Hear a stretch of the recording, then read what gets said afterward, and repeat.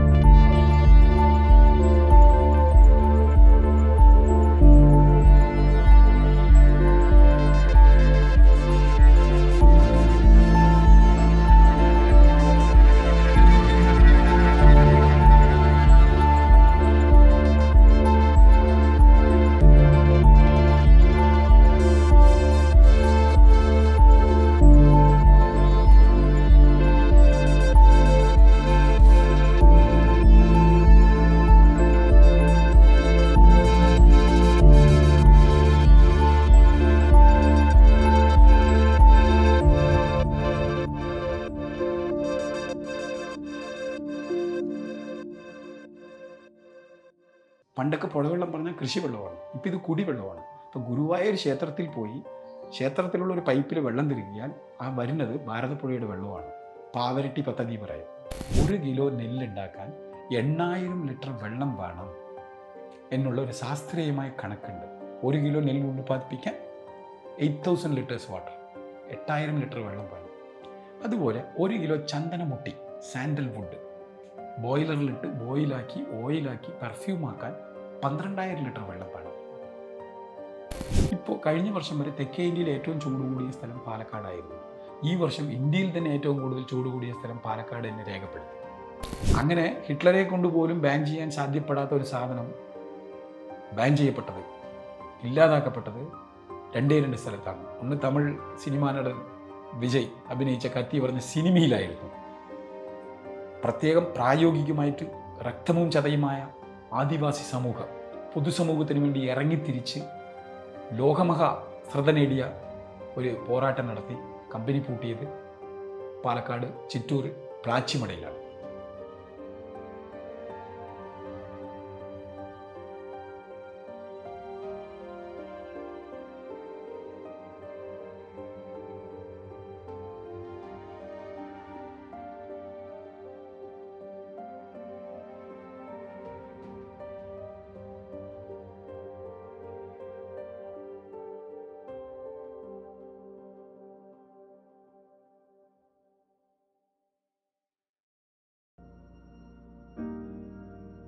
ഭൂമിയുടെ പ്രായം 460 കോടി വർഷമാണ്. നമ്മുടെ പശ്ചിമഘട്ടത്തിൻ്റെ പ്രായം, വെസ്റ്റേൺ ഗാട്സ് എന്നറിയപ്പെടുന്ന പശ്ചിമഘട്ടം, കന്യാകുമാരിയിൽ തുടങ്ങി ഗുജറാത്ത് വരെ ഏകദേശം 1575 കിലോമീറ്റർ നീണ്ടുകിടക്കുന്ന പശ്ചിമഘട്ടത്തിൻ്റെ പ്രായം ഏകദേശം 15 കോടി വർഷമാണ്. പ്രീ കേംബ്രിയൻ പീരീഡ് എന്ന് പറയും. ഡൈനോസറൊക്കെ ജീവിച്ച കാലത്തിന് മുമ്പ് തൊട്ട് പശ്ചിമഘട്ടമുണ്ട്. ഈ 1575 കിലോമീറ്റർ നീണ്ടുകിടക്കുന്ന പശ്ചിമഘട്ടത്തിലുള്ള ഏക വിടവ്, വൺ ആൻഡ് ഒൺലി ഗ്യാപ്പ്, ചുരം പാലക്കാടൻ ചുരമാണ്. അതായത് താമരശ്ശേരി ചുരം പോലെയോ വയനാട് ചുരം പോലെയോ 2 മലയിടുക്കിൽ പോകുന്ന റോഡല്ല പാലക്കാടൻ ചുരം. കേരളത്തിലെ ഏറ്റവും വലിയ ജില്ലയായ ഇടുക്കിക്ക് ശേഷം 2ാമത്തെ വലിയ ജില്ലയായ പാലക്കാട് ജില്ലയുടെ 95% ഭൂപ്രദേശവും ചുരത്തിനുള്ളിലാണ്. ആ ചുരത്തിലാണ് ചിറ്റൂർ സ്ഥിതി ചെയ്യുന്നത്. ഇവിടെ എന്ത് തന്നെ പല്ല് തേച്ചാലും പല്ല് വെളുക്കില്ല. കാരണം ഈ മണ്ണിൽ ഫ്ലൂറൈഡ് കൂടുതലാണ്, ഭൂഗർഭജലത്തിൽ ഫ്ലൂറൈഡ് കൂടുതലാണ്. വോൾക്കാനിക് എറപ്ഷൻ സോയിലാണ്, ബ്ലാക്ക് സോയിലാണ്. പ്രത്യേകം നല്ല വളക്കൂറുള്ള മണ്ണാണ്. നെല്ല്, കരിമ്പ്, കടല, പരുത്തി, തെങ്ങ്, വാഴ, എന്തിനാ നെല്ലിയാമ്പതി ഹിൽ ഫൂട്ടാണ്, അവിടെ റബ്ബർ, ഓറഞ്ച്, എല്ലാ കൃഷിയും ഇവിടെ നടക്കും, കരിമ്പ് ഉൾപ്പെടെ. അത്രയ്ക്കുള്ളൊരു പ്രത്യേക വളക്കൂറുള്ള മണ്ണാണ്. അധ്വാനിക്കുന്ന ഒരു മനുഷ്യ സമൂഹമാണ്. തിരുക്കൊച്ചിയായിരുന്ന ഈ ചിറ്റൂർ താലൂക്കിൻ്റെ ഈ 6 ഗ്രാമപഞ്ചായത്തും ഒരു മുനിസിപ്പാലിറ്റിയും വളരെ വികസിപ്പിച്ച സ്ഥലമായിരുന്നു 1800കളിൽ തന്നെ. കൊച്ചി എന്നുള്ള ഇപ്പോഴുള്ള മെട്രോ സിറ്റിയുടെ പോപ്പുലേഷൻ 1910 ഒരു 135 വർഷം മുമ്പ് 26,000 പേരെ ഉണ്ടായിരുന്നുള്ളൂ. കൊച്ചിയുടെ പോപ്പുലേഷൻ 1910. അതേ സമയത്ത് ചിറ്റൂരിൻ്റെ പോപ്പുലേഷൻ 15,000 പേരുണ്ടായിരുന്നു. അത്രയും കൃഷി നടന്ന സ്ഥലമാണ്. 3 പോകൻ നെല്ല് വിളഞ്ഞു, സ്വാഭാവിക തേക്കിൻകാടാണ്, അത്രയും പ്രകൃതി രമണീയമായ സ്ഥലമാണ്. അപ്പോൾ ചേര ചോള പാണ്ഡ്യ പല്ലവ കാലം തൊട്ട്, മലയാള ഭാഷ ഉണ്ടാകുന്നതിന് മുമ്പ് തൊട്ട് തന്നെ ഇവിടെ മനുഷ്യരുണ്ട് പാലക്കാട് ചുരത്തിൽ. കാരണം ഭാരതത്തിൻ്റെ പേരിലുള്ള ഏക പുഴയാണ് ഭാരതപ്പുഴ. ഏറ്റവും കൂടുതൽ പോഷക പുഴകളുള്ള പുഴകളിലൊന്നാണ് ഭാരതപ്പുഴ. അതിൽ മേജർ റിവറാണ് ചിറ്റൂർ പുഴ. ചിറ്റൂർ പുഴയാണ് ചിറ്റൂരിൻ്റെ വഴിയൂടെ ഒഴുകി യാക്കര കടന്ന് പാലക്കാട് കഴിഞ്ഞ് പട്ടാമ്പി എത്തുമ്പോഴാണ് ഇത് ഭാരതപ്പുഴ എന്നുള്ള പേര് ഇവർ കൊടുക്കുന്നത്. പിന്നെ പലർക്കും അവിടെ ഉള്ളവർക്ക് കവിത എഴുതാനുള്ളത് മാത്രമാണ് പുഴ. പക്ഷെ പുഴ എന്നുള്ളത് കവിത എഴുതാനുള്ളത് മാത്രമല്ല. പണ്ട് പുഴവെള്ളം പറഞ്ഞാൽ കൃഷിക്കാണ്, ഇപ്പോൾ കുടിവെള്ളമാണ്. ഇനിയും കൃത്യമായി പറഞ്ഞാൽ പശ്ചിമഘട്ട പർവ്വതനിരകൾ സ്ഥിതി ചെയ്യുന്ന 6 സംസ്ഥാനങ്ങൾ, തമിഴ്നാട്, കേരളം, കർണാടകം, ഗോവ, ഗുജറാത്ത്, മഹാരാഷ്ട്ര. അതിൽ ഏകദേശം 55 ജില്ലകളിൽ നേരിട്ടും അല്ലാതെയും 65 കോടി പേർക്ക് ജീവിതാധാരമാണ് പശ്ചിമഘട്ടം. അതുപോലെ ഭാരതപ്പുഴ എന്ന് പറഞ്ഞാൽ പശ്ചിമഘട്ടത്തിൻ്റെ ആനമലൈസ് പറഞ്ഞൊരു സ്ട്രെച്ച്, പഴനി സ്ട്രെച്ച്, അവിടെ ഉത്ഭവിക്കുന്ന ഭാരതപ്പുഴ ഒരു ഇൻട്രസ്റ്റേറ്റ് റിവറാണ്, അന്തർ സംസ്ഥാന നദിയാണ്. മൊത്തം 250 കിലോമീറ്റർ ഉണ്ട്. കേരളത്തിനുള്ളിൽ 209 കിലോമീറ്ററേ ഉള്ളൂ. അത് ഒഴുകുന്നത് ചിറ്റൂർ വഴിക്കാണ്. ചിറ്റൂരിൻ്റെ അതിർത്തിയിൽ, തമിഴ്നാട് കേരള അതിർത്തിയിൽ, കേരളത്തിൻ്റെ ചിറ്റൂർ താലൂക്കിലെ കൊഴിഞ്ഞാമ്പ്ര ഗ്രാമപഞ്ചായത്തിൽ ഒരു ചെറിയ അണക്കെട്ടുണ്ട്, റെഗുലേറ്റർ, മൂലത്തറ റെഗുലേറ്റർ എന്ന് പറയും. അവിടെ ഈ പുഴയെത്തുമ്പോൾ ആ റെഗുലേറ്റർ ഷട്ടർ തൊട്ട് അറബിക്കടൽ വരെ ഒഴുകുന്ന ഈ 209 കിലോമീറ്ററിൽ ഏകദേശം തൃശ്ശൂർ, പാലക്കാട്, മലപ്പുറം ഈ 3 ജില്ലകളിൽ ഏകദേശം 135 ഗ്രാമപഞ്ചായത്തുകൾക്കും 10 മുനിസിപ്പാലിറ്റികൾക്കും ഈ ഭാരതപ്പുഴയുടെ വെള്ളം കുടിവെള്ളമാണ്. പണ്ടൊക്കെ പുഴവെള്ളം പറഞ്ഞാൽ കൃഷിവെള്ളമാണ്, ഇപ്പം ഇത് കുടിവെള്ളമാണ്. ഇപ്പോൾ ഗുരുവായൂർ ക്ഷേത്രത്തിൽ പോയി ക്ഷേത്രത്തിലുള്ള ഒരു പൈപ്പിൽ വെള്ളം തിരികിയാൽ ആ വരുന്നത് ഭാരതപ്പുഴയുടെ വെള്ളമാണ്. പാവരട്ടി പദ്ധതി പറയും, കൃത്യമായി പറഞ്ഞാൽ പട്ടാമ്പിക്കടുത്ത് ചെറുതുർത്തി അവിടെ നിന്ന് ഭാരതപ്പുഴയിൽ നിന്ന് വെള്ളം കൊണ്ടുപോകുന്ന പദ്ധതിയാണ് പാവരട്ടി പദ്ധതി. അപ്പോൾ വെള്ളം അത്രയും പ്രധാനമാണ്. ജലം അമൂല്യമാണ്, ജലം ജീവനാണെന്നെല്ലാം കേട്ടിട്ടുണ്ട്. പക്ഷേ ജലം പണമാണ്. TMC വെള്ളം എന്ന് പറയാറുണ്ട്. TMC ട്രില്യൺ മില്യൺ ക്യൂബിക് വെള്ളം പറയും. ഒരു TMC വെള്ളം പറഞ്ഞാൽ 100 കോടി ഘന അടി വെള്ളം. ഇതൊക്കെ സാധാരണക്കാരൻ മനസ്സിലാകില്ല. സാധാരണക്കാരന് മനസ്സിലാകുന്നത് പോലെ പറയുകയാണെങ്കിൽ ഒരു TMC വെള്ളം എന്ന് വെച്ചാൽ 20 രൂപയ്ക്ക് അടച്ച് വിൽക്കുന്ന കുപ്പിയിൽ അടച്ച് വിറ്റാൽ ഒരു TMC വെള്ളത്തിന് 56 കോടി രൂപയ്ക്ക് വിൽക്കാം. ഇനിയും കൃത്യമായി പറഞ്ഞാൽ ഈ വെള്ളത്തിൽ 56 കോടി രൂപയ്ക്ക് വിറ്റത് മാത്രമല്ല, അതല്ലാതെ ഈ വെള്ളത്തിന് നമുക്ക് വൈദ്യുതി ഉണ്ടാക്കാം, ജലവൈദ്യുതി. അപ്പോൾ അതുവഴി കിട്ടുന്ന കോടികൾ കോടികൾ കോടികൾ കോടികൾ. അപ്പോൾ ജലം ജീവനാണ്, ജലം അമൂല്യമാണ് എന്നൊക്കെ പറയുന്നത് പ്രസക്തിയില്ലാത്ത വാക്കാണ്, വെറുതെയാണ്. ജലം പണമാണ്, ജലം പണമാണ്. 1992 റിയോ ഡി ജനീര ബ്രസീലിൽ നടന്ന ലോക പരിസ്ഥിതി ഉച്ചകോടിയിൽ തീരുമാനിച്ചതാണ് ജലം എന്നുള്ള ഒരു വിഭവം പ്രകൃതി വിഭവം മാത്രമല്ല, അതൊരു കമേഴ്ഷ്യൽ വിഭവം കൂടി ആണ് എന്നുള്ള തീരുമാനം വന്നിരുന്നു. അത് പ്രൂഫ് ചെയ്യപ്പെട്ടു. 90കളുടെ തുടക്കത്തിൽ തന്നെ പാലക്കാട് ചുരം പറഞ്ഞാൽ ഇന്ത്യയിൽ ഏറ്റവും കൂടുതൽ ഭൂഗർഭജലം ഉണ്ടായിരുന്ന സ്ഥലങ്ങളിൽ ഒന്നായിരുന്നു പാലക്കാട് ചുരം. ഇന്ത്യയിൽ തന്നെ ഏറ്റവും കൂടുതൽ ഭൂഗർഭജലം ഉണ്ടായിരുന്ന സ്ഥലങ്ങളിൽ ഒന്നായിരുന്നു പാലക്കാട് ചുരം. അത് അമേരിക്കൻ സാറ്റലൈറ്റുകൾ കാണിച്ചതുകൊണ്ട് 1992 തന്നെ 90കളുടെ തുടക്കത്തിൽ തന്നെ ഇവിടെ ഭൂഗർഭജലം ഊറ്റിയെടുക്കുന്ന കമ്പനികൾ കുറേ വന്നു. അപ്പോൾ ഭൂഗർഭജലം ഏറ്റവും കൂടുതൽ ഉണ്ടായിരുന്ന സ്ഥലം 90കളിൽ തന്നെ കൊക്കോകോള കമ്പനി വന്നു എന്നുള്ളത് അറിയാം. അത് 2000-ലാണ്, 99-2000. പക്ഷെ അതിന് മുമ്പ് തന്നെ ഇവിടുള്ള നെൽകർഷകർ, നമ്മുടെ കേരളത്തിലുള്ള നെൽകർഷകരോട് ചോദിച്ചാൽ 1 കിലോ നെല്ലുണ്ടാക്കാൻ 8000 ലിറ്റർ വെള്ളം വേണം എന്നുള്ള ഒരു ശാസ്ത്രീയമായ കണക്കുണ്ട്. 1 കിലോ നെല്ല് ഉൽപ്പാദിപ്പിക്കാൻ 8000 ലിറ്റേഴ്സ് വാട്ടർ, 8000 ലിറ്റർ വെള്ളം വേണം. അതുപോലെ 1 കിലോ ചന്ദനമുട്ടി, സാൻഡൽവുഡ് ബോയിലറിലിട്ട് ബോയിലാക്കി ഓയിലാക്കി പെർഫ്യൂമാക്കാൻ 12000 ലിറ്റർ വെള്ളം വേണം. 1990കളുടെ തുടക്കത്തിൽ, കൃത്യമായി പറഞ്ഞാൽ 91 അവസാനം 92 ചിറ്റൂർ താലൂക്കിൽ 27 സാൻഡൽവുഡ് കമ്പനീസ് ഉണ്ടായിരുന്നു. Sandalwood oil company, perfume company, സർക്കാരിൻ്റെ ലൈസൻസോടുകൂടി ഒരു 10 വർഷം അത് പ്രവർത്തിച്ചു. ഓരോ കമ്പനിക്കുള്ളിലും 5 ഇഞ്ചും 8 ഇഞ്ചും ബോറുകൾ, 4ഉം 5ഉം 8ഉം 10ഉം ബോറുകളെല്ലാം, 10ൽ കൂടുതൽ ബോറുകളെല്ലാം ഈ കമ്പനികളിൽ ഉണ്ടായിരുന്നു. അപ്പോൾ കൂടുതൽ ചന്ദനം ഇവിടെ വരവുണ്ടായിരുന്നു. മറയൂർ മാത്രമല്ല, സത്യമംഗലം തൊട്ട് ചന്ദനം വലിയ ഒരു കടത്തായിരുന്നു, ഒരു മാഫിയ. ആ ചന്ദനമെല്ലാം വന്നു, ഈ മുട്ടികളെല്ലാം ബോയിൽ ചെയ്ത് ഓയിലാക്കി എക്സ്പോർട്ട് ചെയ്ത് എന്തൊക്കെയോ ചെയ്ത് പെർഫ്യൂം ഉണ്ടാക്കി. എന്ന് വെച്ചാൽ ഈ 27 കമ്പനികൾ ലൈസൻസോടുകൂടി പ്രവർത്തിച്ച ഈ കമ്പനികൾ 10 വർഷം കൊണ്ട് ഭൂഗർഭജലം സക്ക് ചെയ്തെടുത്തു.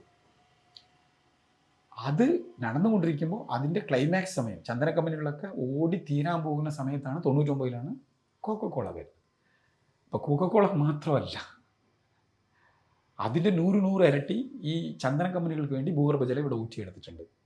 അപ്പോൾ കൃത്യമായി പറഞ്ഞാൽ 90കൾക്ക് മുമ്പ് അമേരിക്കൻ സാറ്റലൈറ്റ് കാണിച്ചതാണ് ഇന്ത്യയിൽ ഏറ്റവും കൂടുതൽ ഭൂഗർഭജലം ഉണ്ടായിരുന്ന സ്ഥലങ്ങളിൽ ഒന്നായിരുന്ന പാലക്കാട് ഇപ്പോൾ 2025 എത്തുമ്പോൾ ഇന്ത്യയിൽ തന്നെ ഏറ്റവും കൂടുതൽ ഭൂഗർഭജലം ഓവർ എക്സ്പ്ലോയിറ്റഡ് റെഡ് ബെൽറ്റാണ്. ഇപ്പോൾ പാലക്കാട് ജില്ലയിലുള്ള 7 താലൂക്കിൽ 4 താലൂക്കുകൾ ഹെവി ഡേഞ്ചറാണ്, താഴോട്ട് വാക്വവുമാണ്. 900-ൻ്റെ തുടക്കത്തിൽ തുടങ്ങിയ ഈ ചന്ദന കമ്പനികളും 1999 2000-ൻ്റെ തുടക്കത്തിൽ തുടങ്ങിയ കൊക്കോകോള കമ്പനിയും എല്ലാം കൂടി ഭൂഗർഭജലം ഇല്ലാതാക്കി. ഇപ്പോൾ കഴിഞ്ഞ വർഷം വരെ തെക്കേ ഇന്ത്യയിൽ ഏറ്റവും ചൂട് കൂടിയ സ്ഥലം പാലക്കാടായിരുന്നു. ഈ വർഷം ഇന്ത്യയിൽ തന്നെ ഏറ്റവും കൂടുതൽ ചൂട് കൂടിയ സ്ഥലം പാലക്കാട് തന്നെ രേഖപ്പെടുത്തി. പാലക്കാട് മാത്രം 2 സൂര്യൻ ഇല്ലല്ലോ, എങ്ങനെ പാലക്കാട് മാത്രം ചൂട് കൂടും? Means topography change, surface heat കൂടി. മുകളിൽ നിന്ന് വരുന്ന സൂര്യപ്രകാശത്തിൻ്റെ ചൂട് മാത്രമല്ല, സർഫേസ് ഹീറ്റ് എന്ന് പറയുന്ന ഭൂമിയിലുള്ള ചൂട് കൂടി. ഈർപ്പം ഇല്ലാതായി. ഭൂഗർഭജലം ഇല്ലാതാകുമ്പോൾ ഭൂമിക്ക് താഴോട്ട് വാക്വം കാലിയായി. ആ വാക്വം മണ്ണ് കൊണ്ടോ വെള്ളം കൊണ്ടോ റീഫിൽ ചെയ്തില്ലെങ്കിൽ എന്താകും? പൊടോണ് താഴെ പോകും. അങ്ങനെ താഴെ പോയതാണ് once upon a time million ഇയേഴ്സിന് മുമ്പ് പാലക്കാടൻ ചുരം. അതാണ് ഇവിടെ മാത്രം ഗ്യാപ്പായത്. ഇപ്പോൾ കൃത്യമായി പറഞ്ഞാൽ ഇതൊന്നും ദുരന്തങ്ങളല്ല. ഇപ്പോൾ ഭൂഗർഭജലം ഇല്ലാതായി, മാർച്ച് ഏപ്രിലിൽ ചൂട് കൂടിയിട്ട് വിദ്യാഭ്യാസ സ്ഥാപനങ്ങൾ ഉൾപ്പെടെ പാലക്കാട് ജില്ലയിൽ ലീവ് വിടുന്ന സാഹചര്യമാണ്. അതേപോലെ ജൂൺ ജൂലൈ ഓഗസ്റ്റിൽ മഴ കൂടിയിട്ട് വിദ്യാഭ്യാസ സ്ഥാപനങ്ങളും ലീവ് വിടുന്ന സ്ഥലമാണ്. ഒന്ന് വെള്ളത്തിൽ ചാകും, അല്ലെങ്കിൽ വെള്ളമില്ലാതെ ചാകും. അങ്ങനെയുള്ള കോൺട്രാസ്റ്റ് ആയിട്ടുള്ളൊരു ഭൂപ്രദേശമായി പാലക്കാടിനെ നമ്മൾ മാറ്റി 35 വർഷം കൊണ്ട്. പ്രത്യേകം കരിമ്പന പറഞ്ഞൊരു മരമുണ്ട്, പാലക്കാടിൻ്റെ അടയാളമാണ്. കുറിഞ്ചി, മുല്ലൈ, മരുതം, നെയ്തൽ, പാലൈ. ഇതാണ് സംഘത്തമിഴ് സാഹിത്യത്തിൽ മണ്ണിനെ 5ആയി തരംതിരിച്ചിരിക്കുന്നത്. അതിൽ കുറിഞ്ചി, മുല്ലൈ, മരുതം, നെയ്തൽ, പാലൈ. പാലൈ മീൻസ് പാലൈ വനം, അതായത് ഡെസേർട്ട്, ഹാഫ് ഡെസേർട്ട്. ഇത് അങ്ങനെ ഒരു ഡ്രൈ ലാൻഡാണ്. പക്ഷേ ഇവിടെ ഭൂഗർഭജലം ഏറ്റവും കൂടുതലാണ്. അതിന് കാരണം പനയാണ്. ഒരു കരിമ്പന 10,000 മുതൽ 25,000 ലിറ്റർ വരെ ഭൂഗർഭജലം കാത്തു സൂക്ഷിക്കും. പക്ഷേ കഴിഞ്ഞ 45 വർഷത്തിൽ ഇതിൻ്റെ മഹത്വവും അറിയാതെ കരിമ്പനകൾ ഫുള്ള് നമ്മൾ മുറിച്ചു മാറ്റി. അതിൻ്റെ മഹത്വവും അറിയാതെ ചെങ്കൽ ചൂളയ്ക്ക് വേണ്ടി, വിറകിന് വേണ്ടിയും എന്തിനൊക്കെയോ വേണ്ടി ആവശ്യമില്ലാതെയും ഓലപ്പെട്ട പാടത്തിൽ വീഴുന്നു പറഞ്ഞു പനകളെല്ലാം ഇല്ലാതാക്കി. അപ്പോൾ ഭൂഗർഭജലം അതൊരു കാരണമായി ഇല്ലാതാകാൻ. പിന്നെ നമ്മൾ ഭൂഗർഭജലം കൂട്ടാൻ ഇതുവരെ എന്ത് ചെയ്തിട്ടുണ്ട്? ഇപ്പോൾ 2018 ശേഷം 2-3 പ്രളയ മഴ പെയ്തു, എന്നിട്ടും ഭൂഗർഭജലം കൂടിയില്ല. അപ്പോൾ ഭൂഗർഭജലം ഏറ്റവും കൂടുതലുള്ള സ്ഥലമായിരുന്ന പാലക്കാട് ചുരത്തിനെ ഭൂഗർഭജലം ഏറ്റവും കുറഞ്ഞ ഹൈലി ഓവർ എക്സ്പ്ലോയിറ്റഡ് റെഡ് ബെൽറ്റാക്കി നമ്മൾ തന്നെ മാറ്റി, നമ്മുടെ ഇടപെടലുകൾ. അപ്പോൾ ഭൂഗർഭജലം താഴോട്ട് ഒന്നുമില്ല, വാക്വവുമാണ്. ഇങ്ങനെ വാക്വമായിട്ടുണ്ടെങ്കിൽ ഈ വാക്വം മണ്ണ് കൊണ്ടോ വെള്ളം കൊണ്ടോ റീഫിൽ ചെയ്തില്ലെങ്കിൽ, റീചാർജ് ചെയ്തില്ലെങ്കിൽ എന്താകും? പൊടോന്ന് ഇറങ്ങും. താഴോട്ടൊന്നുമില്ലല്ലോ. അങ്ങനെ ഇറങ്ങുന്നതാണ് എർത്ത് ക്വാക്സ്, ഭൂകമ്പങ്ങൾ. അപ്പോൾ ഇവിടെ വന്നിട്ടുണ്ടോ? മില്യൺ വർഷങ്ങൾക്ക് മുമ്പ് പാലക്കാട് ചുരത്തിൽ മാത്രം ഈ മല താന്നു പോയതാണ്. അത് മില്യൺ വർഷങ്ങൾക്ക് മുമ്പ് നടന്നത്. ഭൂകമ്പങ്ങൾ പറയുമ്പോൾ ഇപ്പോൾ ഭൂഗർഭജലം ഇല്ലാതായാൽ അവിടെ താഴോട്ട് വാക്വമാണ്, അത് ഇറങ്ങുന്നത്, പൊടോന്ന് ഇറങ്ങുന്നതാണ് ഭൂകമ്പങ്ങൾ. അപ്പോൾ പാലക്കാട്ടിൽ ഭൂകമ്പങ്ങളോ അതിനെക്കുറിച്ച് എന്തെങ്കിലും സംസാരിക്കുമ്പോൾ എന്തുകൊണ്ട് ആവശ്യമില്ലാതെ ഭൂകമ്പങ്ങൾ എന്നുള്ള വാക്ക് പാലക്കാട്ടിലേക്ക് നമ്മൾ മാച്ച് ചെയ്യുന്നു? കാരണം തെക്കേ ഇന്ത്യയിൽ രേഖപ്പെടുത്തിയിട്ടുള്ളത് ഏറ്റവും വലിയ ഭൂകമ്പത്തിൻ്റെ പ്രഭവ കേന്ദ്രം പാലക്കാട് ചിറ്റൂർ നെല്ലിപ്പള്ളിയാണ്. റിക്ടർ സ്കെയിൽ എന്ന് പറയുന്ന ഭൂകമ്പ മാപിനിയിൽ 6.4 രേഖപ്പെടുത്തിയ ഭൂകമ്പങ്ങളായിരുന്നു ആ ഭൂകമ്പങ്ങൾ. ആ ഭൂകമ്പത്തിൽ 9,000-ൽ കൂടുതൽ പേർ മരിച്ചുപോയിരുന്നു. 1900 ഫെബ്രുവരി 8 അതിരാവിലെ പുലർച്ചെ 3:11 ആ ഭൂകമ്പം. 1900 1900, ഇത് 2025 125 വർഷങ്ങൾക്ക് മുമ്പ്. 1900 ഫെബ്രുവരി 8 പുലർച്ചെ അതിരാവിലെ 3:11 ആ ഭൂകമ്പം. അതിൻ്റെ പ്രഭവ കേന്ദ്രം ചിറ്റൂരിൽ നിന്നും നെല്ലിപ്പള്ളിയിൽ നിന്നും, നെല്ലിപ്പള്ളി പറഞ്ഞൊരു സ്ഥലമാണ്, ഗ്രാമപഞ്ചായത്താണ്, അവിടെ നിന്നും 7 കിലോമീറ്റർ വടക്ക്, നെല്ലിപ്പള്ളിയിൽ നിന്നും 7 കിലോമീറ്റർ വടക്കായിട്ട്, കൃത്യമായി പറഞ്ഞാൽ കൊഴിഞ്ഞാമ്പാറ, വടകരപ്പതി പഞ്ചായത്ത് അതിർത്തികളായ വരട്ടയാർ, കോറയാർ എന്നുള്ള ചെറിയ പുഴകളുണ്ട്, അതായിരിക്കും പ്രഭവ കേന്ദ്രം. റിക്ടർ സ്കെയിലിൽ 6ഉം 6.4 റിക്ടർ സ്കെയിലിൽ 6 രേഖപ്പെടുത്തിയ ഈ ഭൂകമ്പത്തിൻ്റെ പ്രത്യാഘാതം കോയമ്പത്തൂർ, കൊച്ചിൻ, തൃശ്ശൂർ, കോഴിക്കോട്, കുന്നൂർ ഉൾപ്പെടെയുള്ള, ഊട്ടി, കുന്നൂർ ഉൾപ്പെടെയുള്ള എല്ലാ സ്ഥലത്തും പ്രത്യാഘാതങ്ങൾ ഉണ്ടാക്കി. ഈ സ്ഥലം ഇൻഡിക്കേറ്റ് ചെയ്യപ്പെടുന്നത് കോയമ്പത്തൂരിൽ നിന്നും 29ാമത്തെ കിലോമീറ്റർ വടക്ക് പടിഞ്ഞാറാണ് പ്രഭവ കേന്ദ്രം. കൊച്ചിയിൽ നിന്നും 70 കിലോമീറ്റർ വടക്ക് കിഴക്കാണ്. മധുരയിൽ നിന്നും 107 കിലോമീറ്റർ വടക്ക് പടിഞ്ഞാറായിട്ട് സ്ഥിതി ചെയ്യുന്നതാണ് ഈ ഭൂപ്രദേശത്തിൻ്റെ പ്രഭവ കേന്ദ്രം. 1900 ഫെബ്രുവരി 8 അതിരാവിലെ 3:11 നടന്ന ഏറ്റവും വലിയ ഭൂകമ്പത്തിൻ്റെ പ്രഭവ കേന്ദ്രം ചിറ്റൂർ നെല്ലിപ്പള്ളി സ്ഥിതി ചെയ്യുന്നത് ചിറ്റൂർ താലൂക്കിലാണ്. അപ്പോൾ ഒരു സ്ഥലത്ത് ഭൂകമ്പങ്ങൾ വന്നാൽ, പ്രകൃതി ദുരന്തങ്ങളുടെ ഭൂകമ്പങ്ങൾ വന്നാൽ, ഒരു സ്ഥലത്ത് ഭൂകമ്പങ്ങൾ വന്നാൽ, ആ ഭൂകമ്പങ്ങൾ വന്ന സ്ഥലത്തിൻ്റെ ചരിത്രത്തിൽ വീണ്ടും വീണ്ടും ഭൂകമ്പങ്ങൾ സംഭവിച്ചേ തീരും. മേ ബി പോസിബിലിറ്റീസ്, ചാൻസസ് അല്ല, ഡെഫിനറ്റ്ലി വി വിൽ ഫേസ്. വന്നേ തീരും. അപ്പോൾ ഇവിടെ വന്നേ തീരും. എപ്പോൾ വരും?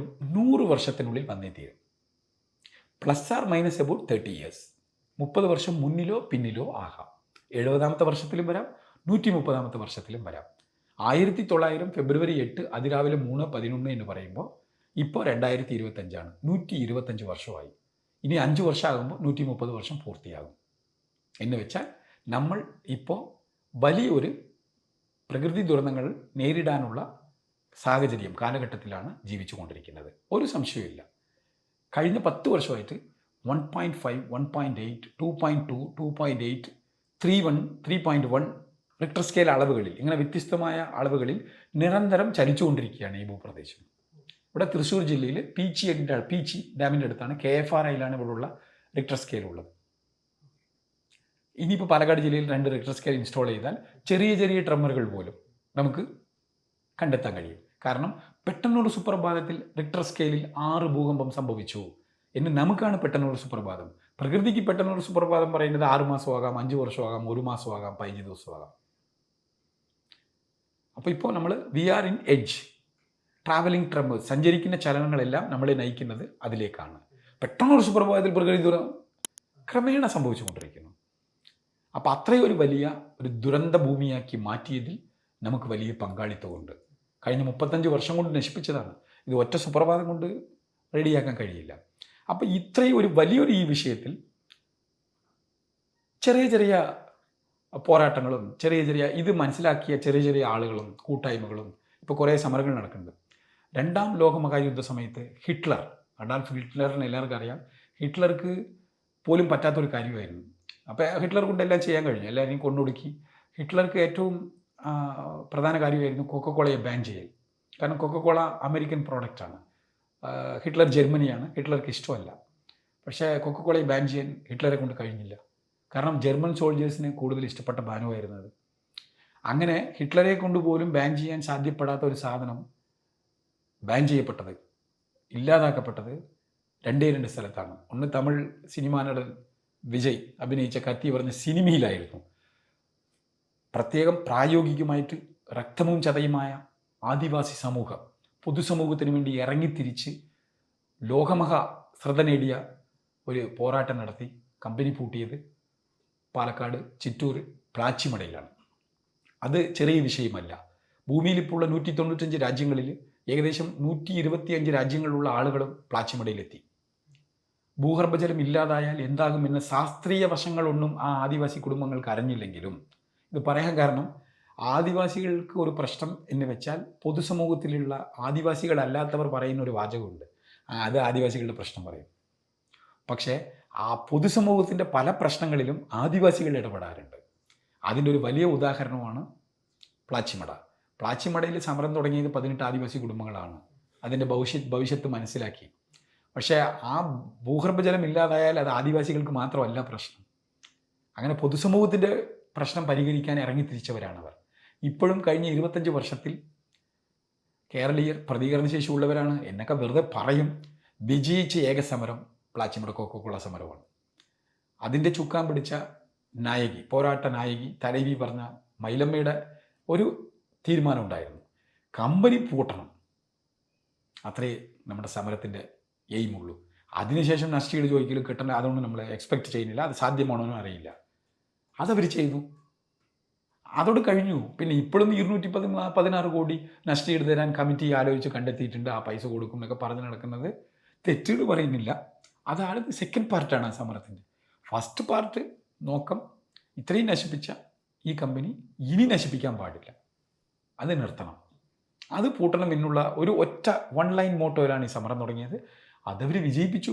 ബഹുമാനപ്പെട്ട ആ സമര പോരാട്ട നായകി മൈലമ്മ മരിക്കുന്നതിന് മുമ്പ് തന്നെ കമ്പനി പൂട്ടാനുള്ള എല്ലാ സമരവും വിജയിച്ചു. കൃത്യമായിട്ട് വിജയിച്ച സമരമാണ്. അപ്പോൾ അറിഞ്ഞോ അറിയാതെയോ ഭൂഗർഭജലം ഇല്ലാതായ എന്താകും എന്നുള്ളത് മറ്റുള്ള മനുഷ്യരെക്കാളും ആദിവാസികൾക്ക് ഉള്ളുണർന്നത് കൊണ്ടായിരിക്കാം. സയൻസിന് ആ വാക്കിൽ അറിഞ്ഞില്ലെങ്കിലും അവരതുകൊണ്ട് ഇറങ്ങി തിരിച്ചിരിക്കാം. ഒരു ഉള്ളുണർവ്, പ്രകൃതിയുടെ പ്രപഞ്ച നീതിയുണ്ട്. അപ്പോൾ കൊക്കക്കോളയ്ക്ക് ശേഷവും നമ്മൾ ആ പാഠം പഠിച്ചില്ല. ഇപ്പോഴും ചിറ്റൂർ ബ്ലോക്കിൽ തന്നെ എലപ്പുള്ളി പറഞ്ഞ സ്ഥലത്ത് ഒരു ബ്രൂവരി, ഒരു ബ്രാൻഡി കമ്പനി, ഭൂഗർഭജലം ഊറ്റിയെടുത്ത് ബ്രാൻഡി ഉണ്ടാക്കുന്ന കമ്പനി വരുമെന്ന് പറയുന്നു. ഇപ്പോഴും ജലം എന്ന് വെച്ചാൽ അതൊരു പഴഞ്ചൊല്ലായിട്ട് പറയും, തമിഴിൽ പറയും, അത് മലയാളീകരിക്കാം, വരപ്പുയര വാൾവുയരും. അതായത് പാടങ്ങളിൽ വരമ്പില്ലേ, വരമ്പ് ഹൈറ്റായിട്ട് ഇടണം, അതിനുള്ളിൽ വെള്ളം നിൽക്കും, മഴവെള്ളം എപ്പോഴും വെള്ളം നിൽക്കും. ഭൂമി ഇപ്പോൾ ചിറ്റൂർ താലൂക്ക് ഫുള്ളും ഇങ്ങനെ വെള്ളക്കെട്ടുകളുണ്ടെങ്കിൽ പാലക്കാട് ജില്ല ഫുള്ളും ഇങ്ങനെ ഉണ്ടായിരുന്നു. ഭൂമിയുടെ ഹീറ്റ്, സർഫേസ് ഹീറ്റ് ആകില്ല, ഭൂഗർഭജലം എപ്പോഴും ഉണ്ടാകും. അപ്പോൾ നെൽപ്പാടങ്ങളില്ലാതായി, ഇപ്പോൾ വെള്ളം കെട്ടില്ലാതായി, അപ്പോൾ സർഫേസ് ഹീറ്റ് കൂട്ടും. നമുക്ക് ജലം ജീവന് വേണം. ജലം നമുക്ക് ഗ്രൗണ്ട് വാട്ടർ മാത്രം ആശ്രയിക്കാൻ പാടില്ല. தண்ணீரை மண்ணுக்குள்ளிருந்து மட்டும் தேடக்கூடாது, ആകായത്തിലിരുന്നും പെറ്റുകൊള്ളുങ്ങൾ. മഴവെള്ളവും നമ്മൾ സേവ് ചെയ്യാൻ അറിയണം, മഴവെള്ളവും സേവ് ചെയ്ത് പ്യൂരിഫൈ ചെയ്ത് കുടിക്കാൻ അറിയണം, മഴവെള്ളവും കൃഷിക്ക് ഉപയോഗിച്ച് പഠിക്കണം. വാട്ടർ മാനേജ്മെൻറ്റിൽ ജലസാക്ഷരതയിൽ വിദ്യാഭ്യാസ കേരളം വലിയ പൂജ്യമാണ്.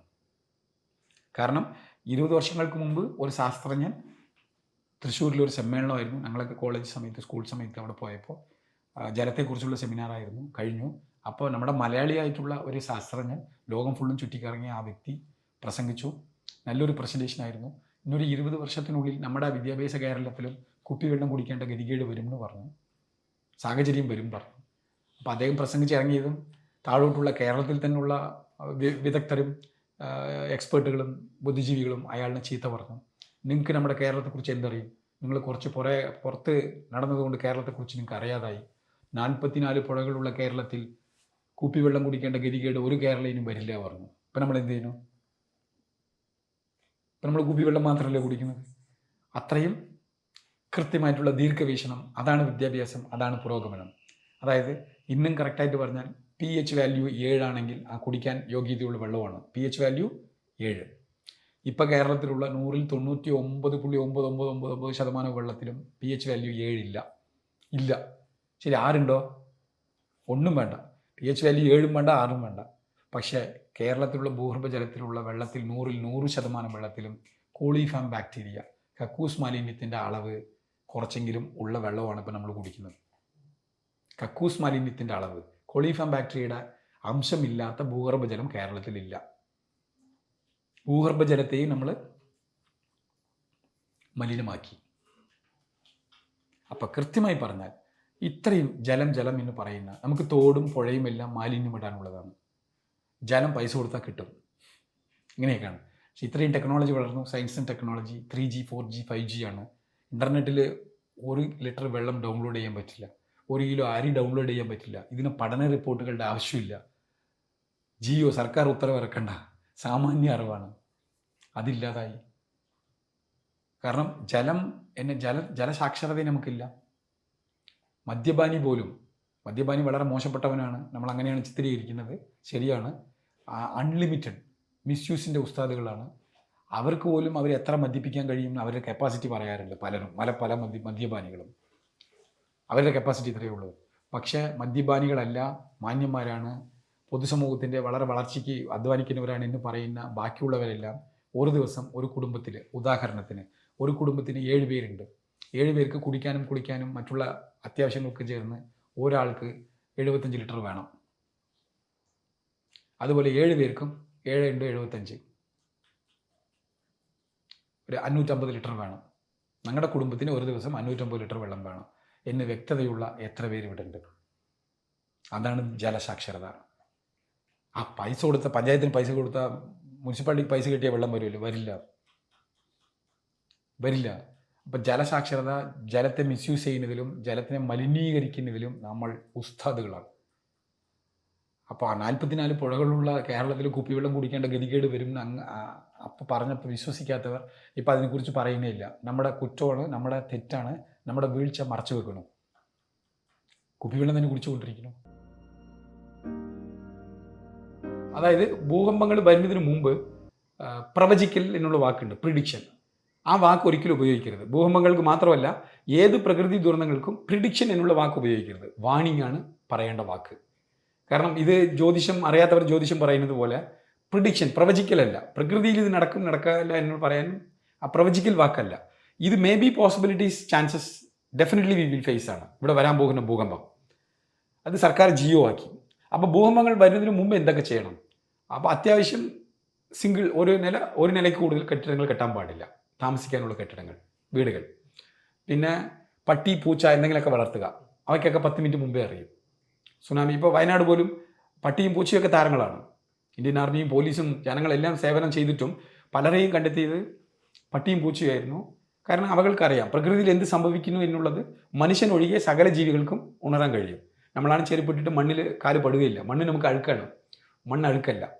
അപ്പോൾ അങ്ങനെയുള്ള ഒരു സാഹചര്യത്തിൽ പ്രകൃതി ദുരന്തങ്ങൾ വരുന്നതിന് മുമ്പ് എന്ത് ചെയ്യാനുള്ള കൃത്യമായിട്ടുള്ള പ്രോട്ടോക്കോൾ, സിമ്പിളായിട്ട് നമ്മൾ കൈക്കൊള്ളാൻ കഴിയുന്ന വിഷയങ്ങളാണ് കേന്ദ്ര സർക്കാരിൻ്റെ NDMA-യും നാഷണൽ ഡിസാസ്റ്റർ മാനേജ്മെൻറ്റ് അതോറിറ്റിയും സംസ്ഥാന സർക്കാരിൻ്റെ SDMA സ്റ്റേറ്റ് ഡിസാസ്റ്റർ മാനേജ്മെൻറ്റ് അതോറിറ്റിയും ജില്ലാ ഭരണകൂടങ്ങളുടെ DDMP ഡിസ്ട്രിക്ട് ഡിസാസ്റ്റർ മാനേജ്മെൻറ്റ് അതോറിറ്റിയുടെയും കൃത്യമായിട്ടുള്ള പദ്ധതിയുണ്ട്, വർക്ക് പ്ലാൻ. അതനുസരിച്ച് നമ്മൾ പ്രവർത്തിച്ചാൽ മതി. ഇപ്പോൾ ബാറ്ററി കട്ടയിൽ പ്രവർത്തിക്കുന്ന റേഡിയോ, ബാറ്ററി കട്ടയിൽ പ്രവർത്തിക്കുന്ന ടോർച്ച് ലൈറ്റ്. കാരണം പ്രകൃതി ദുരന്തങ്ങൾ വന്നാൽ, ഭൂകമ്പങ്ങൾ ഉൾപ്പെടെയുള്ള പ്രകൃതി ദുരന്തങ്ങൾ വന്നാൽ ആ സെക്കൻഡ് ഇല്ലാതാകുന്നത് ടെലികമ്മ്യൂണിക്കേഷനും ഇലക്ട്രിസിറ്റിയും. പിന്നെ ഹലോ ഒന്നുമില്ല. അപ്പോൾ നമ്മൾ ബാറ്ററിയിൽ പ്രവർത്തിക്കുന്ന റേഡിയോയെ ആശ്രയിക്കാം. 10 റിക്ടറിൽ ഭൂകമ്പം വന്നാൽ പോലും റേഡിയോ ടവേഴ്സ് താങ്ങും. പിന്നെ ബാറ്ററി കട്ടയിൽ ഉള്ള ടോർച്ചാണ്. കറണ്ട് ഉണ്ടാകില്ലല്ലോ. പ്രകൃതി ദുരന്തങ്ങൾ, ഭൂകമ്പങ്ങൾ ഉൾപ്പെടെയുള്ള പ്രകൃതി ദുരന്തങ്ങൾ വന്നാൽ ആ സെക്കൻഡ് ഇല്ലാതാകുന്നത് ടെലികമ്മ്യൂണിക്കേഷനും ഇലക്ട്രിസിറ്റി. അപ്പോൾ അതിനുള്ള മാറ്റ് സംവിധാനം ഇപ്പം തന്നെ കൈക്കൊള്ളുക. അപ്പോൾ എപ്പോൾ വരും, ഈ ഡേറ്റിൽ വരും, ഈ സമയത്ത് വരും പ്രവചിക്കലല്ല നമ്മുടെ പണി. ഭൂകമ്പങ്ങൾ വന്നേ തീരും. വന്നാൽ എന്ത് ചെയ്യണം, വരുമ്പോൾ എന്ത് ചെയ്യണം, വരുന്നതിന് മുമ്പ് എന്ത് ചെയ്യണം. കഴിഞ്ഞ 10-15 വർഷത്തിൽ ഒരു 3000-ലധികം സെമിനാറുകൾ ചെയ്തിട്ടുണ്ട് നമ്മൾ. ഗ്രാമയൽക്കൂട്ടങ്ങൾ, സ്കൂളുകൾ, കോളേജുകൾ എന്ത് ചെയ്യണം, എന്ത് ചെയ്യാൻ പാടില്ല, പ്രിക്കോഷൻ ആൻഡ് പ്രിപ്പയർഡ്നെസ്. പിന്നെ റിക്ടർ സ്കെയിൽ പറഞ്ഞൊരു ഇൻസ്ട്രുമെൻ്റ് ഉണ്ട്, ഇപ്പോൾ 17 ലക്ഷം രൂപ വരുന്നുണ്ട്.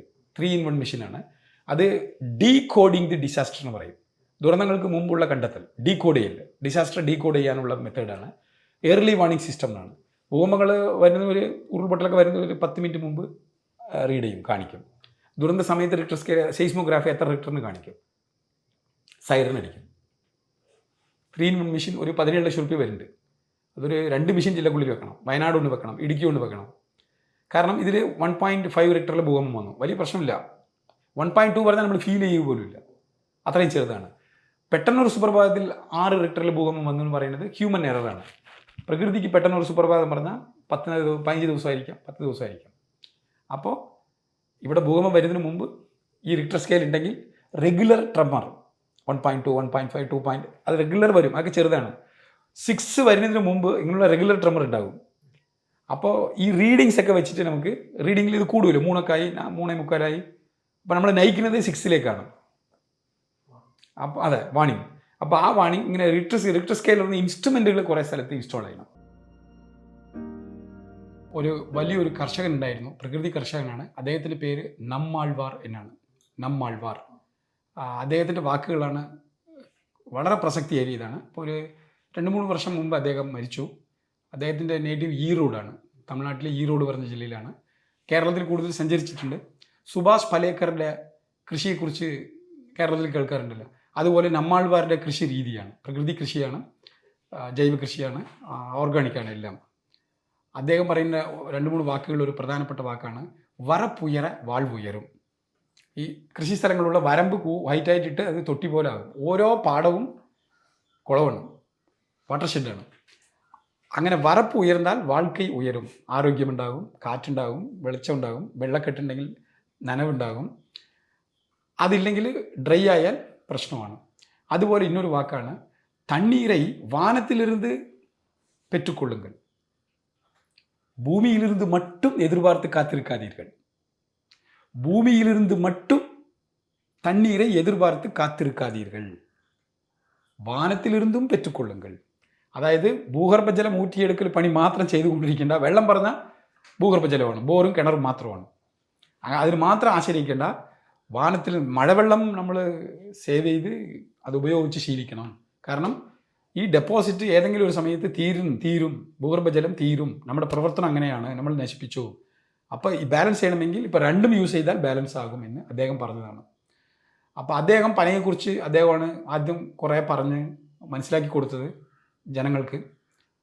പിന്നെ സാമുവേൽ പറഞ്ഞിട്ട് തിരുനെൽവേലിയിൽ ഒരു വ്യക്തിയുണ്ട്, അദ്ദേഹവും പാൽമിര ട്രസ്റ്റ് ഉണ്ട്.